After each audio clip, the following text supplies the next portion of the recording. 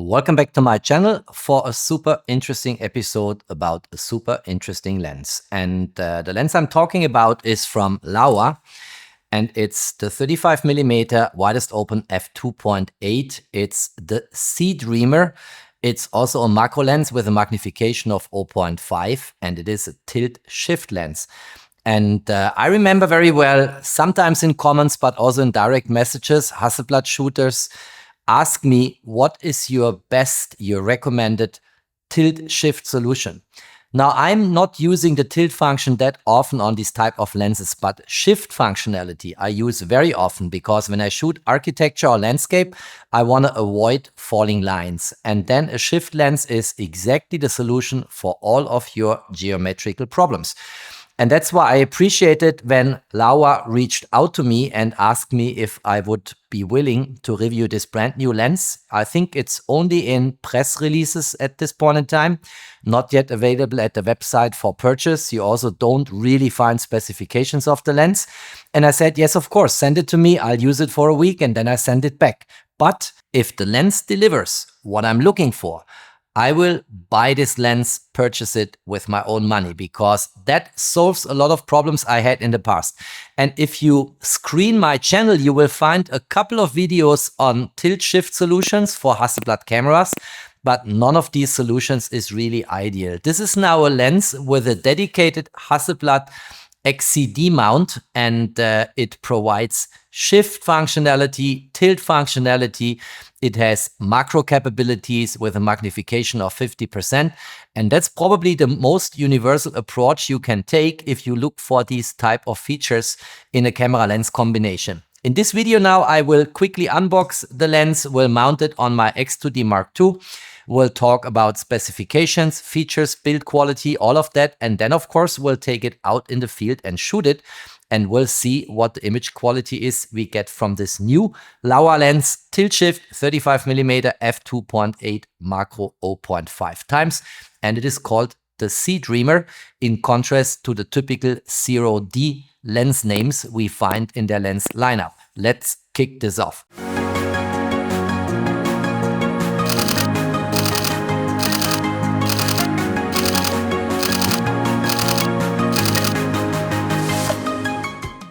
If you have not yet subscribed to my channel, please do so. Subscribe, hit the notification bell, support my work. I'm super grateful for that. Many thanks. All right, let's quickly get this lens out of the box. Let's have a look at it. Let's mount it to the Hasselblad X2D Mark II and let's see what we got here. Nice packaging, by the way. Let's open this. There is rainbow colors here all over the place in typical packagings from the Laowa brand. And here I think we have the lens already. And oh my gosh, this is heavy. There's very likely a lot of glass inside and functionality embedded. And here we go. Look at that. This looks really technical. Absolutely technical. And of course, we are going to explore everything this lens has to offer in the course of the video. Next step is to remove my 35-100 lens here. Let's get this off. Sits so nice and firmly on the camera body. Let's get this here. Let's get here the lens cap off and let's protect my little baby here. I love this lens. You guys know that, right? So, and now let's mount. And looks awkward, right? But there is, of course, some rotation functionality here, which I should apply. So let's rotate this. Here we go. Now it looks correct, right? We can place it here. And since the lens is very heavy, I appreciate that they have a tripod socket here. So I can actually mount this via the lens to my tripod and not via the camera body, because this is quite some force which is applied based on the weight of the lens to the lens mount on my Hasselblad X2D Mark II. Let me show tilt functionality first. And tilt functionality sits here. There's also some curvature here on the lens. There's a little knob at the bottom. If I unscrew this, I can start to tilt.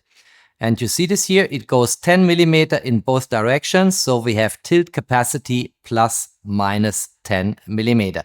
If I'm done with tilting, I can screw this in again, and then it can no longer move. and I don't accidentally tilt if I don't want it. Shift functionality, let's look into vertical direction first. There are two knobs. There is one here, one on the opposite side. I have to unscrew the one on the opposite side, and then I can control here my shift. Look, in both directions, and it's 12 millimeter. We are going to look into this in live view in a moment. If I'm done with shifting, let's say this is the position I want, I just screw this in, and then it holds firmly in this position, and I have shifted my horizon to my liking. If I want to go back and center this, I unscrew this, I push the camera up, I screw it in, and shifting has found an end. Simple like that. Now, what if I want to shift in the other direction? So here the tilt is horizontally and the shift is vertical. What if I want to do this in the opposite directions? And there is a little knob here which I can turn, and then I can actually rotate this here. And I can rotate it, let's say, by 90 degrees. But then my camera all of a sudden is in portrait orientation, which is very likely not what I want. So there is another lever here, which I can push, and then the camera gets back into landscape orientation. And now everything is in the other direction. My tilt is now here. Let's do this. So here I can tilt now in vertical direction, no longer in horizontal direction.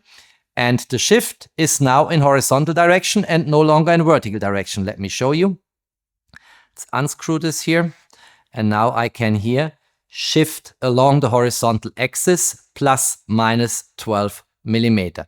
Let me get this level metered back and screw it in. Simple like that. That's the way it works. So you have two rotation axes. One you steer here, one you steer here with that knob. And in this way you can basically achieve tilting, shifting in any direction you want. Now that you've seen the mechanical elements on the lens and how to control and steer your tilt effect or your shift effect, let's quickly look into what this is doing in live view. And let's go for the vertical shift first. So let me unscrew this here. And now you see I can shift here. And in this way, get a different horizon, a different perspective. And that's the vertical way of shifting. Let's go and let's rotate this by 90 degrees. Nothing will happen during rotation to the live view here. And then let's do a horizontal shift. So we again unscrew this knob here. And then we can shift in horizontal direction. And it's actually good for 10, 12 millimeter here. The scale ends at 12 millimeter, but you still see here at the bezel at the boundaries that this is picking up. It looks a little bit like vignetting if you go to the extreme to 12 millimeter. This is now going in the other direction. Here's 10 millimeter. This is definitely safe. 12 millimeter becomes a bit dark, but you can correct this very likely in post. So you probably can use the full range of 12 millimeter plus minus 12 millimeter. So in both directions. Let's screw this in again. And that was basically the shifting. Let's quickly look into tilting and let's unscrew this here. And you see this is now tilting in vertical direction. If I want to do this in horizontal direction, I have to rotate this by 90 degrees again. And again, you will see the effect in live view. Let's go here, unscrew this. And then you see here how I can tilt 10 millimeter in one direction, back to the center, 10 millimeter in the other direction, back to the center, and then screwing this knob in again. So we don't have any accidental tilt effect. That's the way it works. I wanted to show you this in live view. We have a few more elements on the lens, which I should quickly cover. The first element on the lens I want to show is an aperture ring, and that sits here. And by the way, the build quality, this is a full metal construction. The build quality of this lens is beyond any doubt. Absolutely fantastic. Very well done for a really competitive price tag, which I'm going to cover later at the end of the video. So here we are widest open at f2.8, and then it goes smoothly until f4. And then there is a stop here, like a click. Then another full stop to f5.6, another click, you see, it clicks in, another full stop to f8, another full stop to f11, another full stop to f22. And that's the way it works. So it is pretty solid in build quality, and you feel the resistance if you reach the next full stop here. And it's kind of clickable. Let me try to get this to your ears. I hope you could hear that. I think it's done in a very nice way. And then we have here a focus ring. And the focus ring is now focusing at infinity. And then you can go all the way to the minimum focusing distance. And that is 0.228 meter. So roughly 23 centimeter. And you see here also the magnification scale. So here at the minimum focusing distance, let's say 23 centimeter, you get a magnification of 0.5 to 1, so 50%. And then if you move more away with your lens and your camera from the subject, the magnification starts to decrease. So here, for instance, at 0.3 meter, we have a magnification somewhere between 0.3 and 0.2, which is 20%, and so on. So this is nicely done, and the red numbers are actually your distance scale in feet, whereas the white colored distance scale is in meter. And also here, this focus ring is buttery smooth and also has a significantly long travel way, which I appreciate for fine focusing. Look at that. Very nicely done. And it's buttery smooth, but has sufficient resistance so you don't accidentally dial in a distance for focusing, which you don't want. Before taking this camera lens combination out in the field and shooting, let's quickly look into some of the specifications. And first of all, this lens is originally made and built for full frame sensors, but its image circle is large enough to cover the 44 times 33 millimeter sensor. And you saw how it became in the corners when I moved from 10 millimeter shift to 12 millimeter shift, a little bit darker. It's kind of a vignetting effect, but I think with some post-processing it still works. You will be safe with plus minus 8 to 10 millimeter if you shift and the image circle of this lens is really large. So you can use it on a Fuji GFX 100 Mark II or on any GFX camera as well as on any Hasselblad-X camera. We talked about widest open f2.8 already. We have an angle of view of 87.5 degrees. The lens construction itself is also quite complex. We have here 14 lens elements in 12 groups, and 4 of them are ED lenses and 1 is a high index lens. We have 15 aperture blades, which is plenty for beautiful bokeh. Remember, this is an f2.8 widest open lens, so quite nice. We have a filter thread of 77 millimeter, and that means filters will not be super expensive, but also not cheap. 77 millimeter is already a significant filter thread in terms of size. The weight of this lens is substantial. I indicated this already when I took it out of the box. We talk about 1,350 gram without the front and rear caps. And that's why here we also need to mount this on a tripod on the socket here. And by the way, this is kind of not lined up. Let me try to get this open here and let's get this back. All right. And that is a weight which requires here a socket. Most of the time, I don't really want to have this for longer periods sitting directly on the lens mount and then the camera body on a tripod with that cage where my Hasselblad X2D Mark II is currently living in. We have a manual focus lens. That's for granted, and everyone expected that. It's not untypical for tilt shift lenses. And we have this lens available for the Fuji GFX system, for the Hasselblad-X system, you see it here live in front of you, for Sony E mount, for Canon RF mount, for Nikon Z mount, and even for L mount. So you can shoot this lens if you order the correct mount version. Also with a Leica SL3, for instance, which is very nice. So no matter what type of shooter you are, whether you shoot with a Hasselblad system or the Fuji medium format system or Sony E or Canon RF, Nikon Z, Leica SL or Sigma L mount, Panasonic L mount, what have you, you will always find a version of this lens with its capabilities, which is fitting to your camera system. And that is, of course, quite nice. What I want to do now is I will take it out in the field.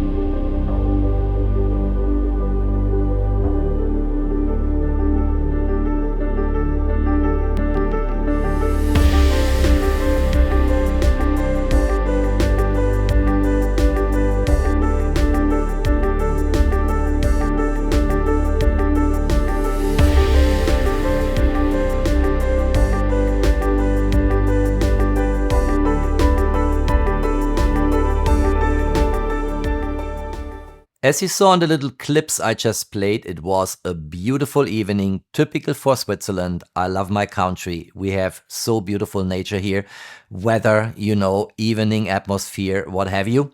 And I will not show you all the images, just making my points with a few examples here, but I'm pretty happy with the footage. And here's a typical example for a shift situation. This is before shifting, so here the lens was basically centered in all these mechanical control elements, and here I shifted it. And that is a typical situation where I might think that I have too much foreground here with the green grass, so I shift it, get rid of it, and have instead more background, where I also could crop in now to a 16:9 aspect ratio if I wanted. Here the same situation. You also see here on the lower left hand side corner a little bit of an electronic fence here. And if I shift it, it's gone. The image is beautiful, looks very good.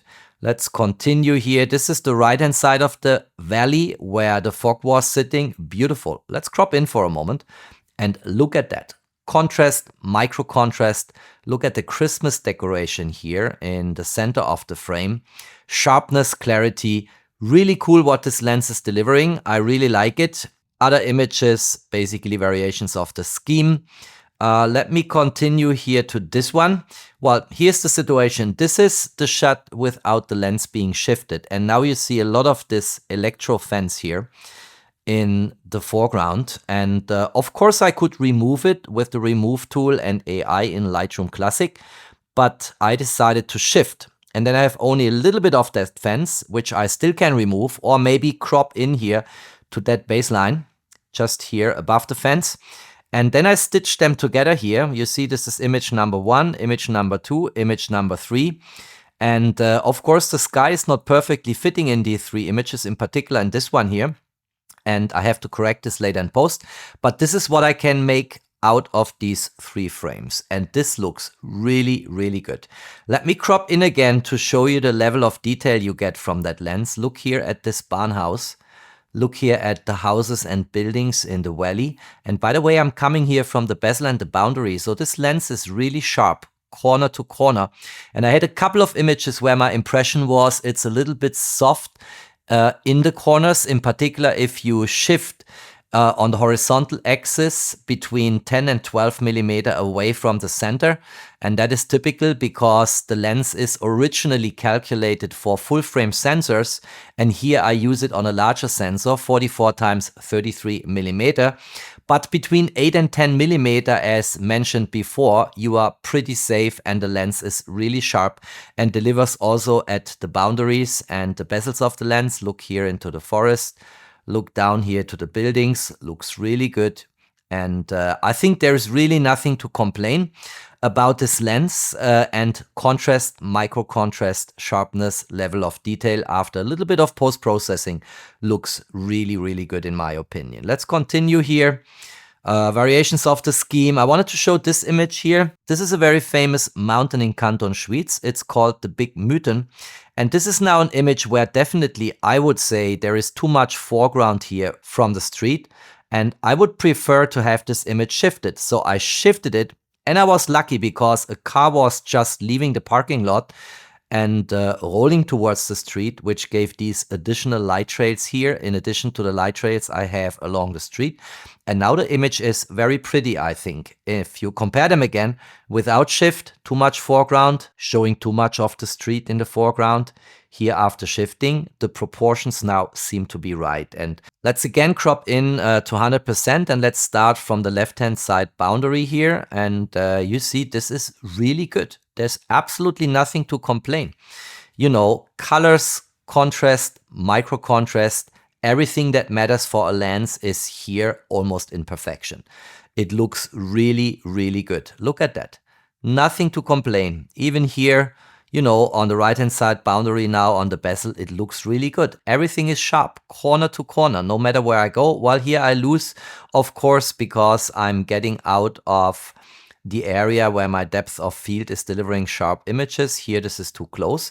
But the moment in time I'm in that area where everything should be reasonably sharp and in focus, it looks absolutely fabulous. Look at that. Really nothing to complain. Now, there is one caveat I want to make. And that's the following. The lens was not focusing at infinity where I naively assumed it will be focusing at infinity. And normally I would expect that the focus marker is sitting exactly symmetrically in the middle of the infinity symbol. But after 10 frames or so, I found out that the images were kind of sharp, but not really sharp. So I started to experiment and found this setting here, which you see now here on the lens. And this is actually where the infinity focus was sitting on my unit. And since this lens, as far as I know, is not yet available in the market, it's very likely due to a lack of precise calibration for a pre-production sample. I think with the final lenses, which will be shipped and sold in the market, you will not have that issue. I had it with my lens. It was not holding me back from getting nice footage, because once you find it out, you can adjust it to that setting. And since the focus ring has sufficient resistance, it will not move and you can just keep shooting. It's perfectly fine. But annoying was that I lost about 10 frames, which I had shot before I found out that I need to sit a little bit on the left-hand side of the midpoint of the infinity symbol.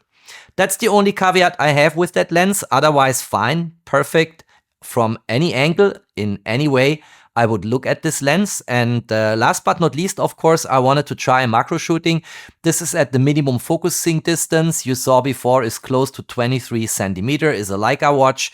Of course, like in macro, very often I focus here more on the center of the lens, but we saw before that also on the bezels, it's reasonably sharp. And with a little bit of post-processing, you can use the full frame. And if you look at that, this is a really good, very sharp, very clear image. I stacked here about, I think it was about 15, 16 frames. I had to do this manual because this is not an autofocus lens. So I was always turning the focus ring a tiny little bit for the next shot and then stack them together in helicon focus. But the level of detail you get here is pretty cool. What's not so cool is the dust sitting on the watch. Look at that. Here you have a lot of dust sitting on the watch, and that is not pretty. So I used a tool which is a plugin for me in Lightroom. I'll show you quickly.